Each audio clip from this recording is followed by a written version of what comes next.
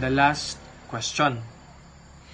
What are the differences among language, truth, and logic?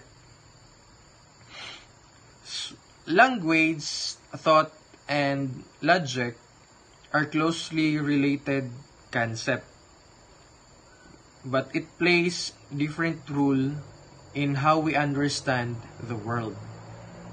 Language is in the system of symbols we use to express ideas.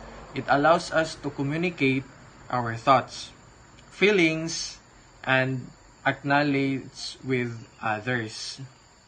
However, language alone does not guarantee correctness. It is simply the tool for expression.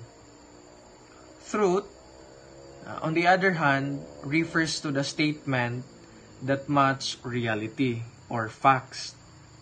Something is true when it accurately reflects what happened, exists, or what actually happened. Logic is the method we use to evaluate reasoning. It helps us determine whether our conclusion follow correctly on our premises. Logic examines the structure of our arguments to see if they are correct. So in simple term, language is the way we communicate. Truth is the accuracy of what we communicate. And logic is the process that check whether our ideas or arguments make sense. Together, these three forms the foundation of national.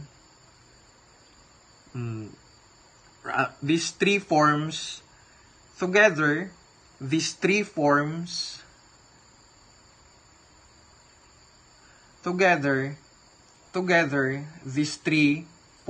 the rational foundation.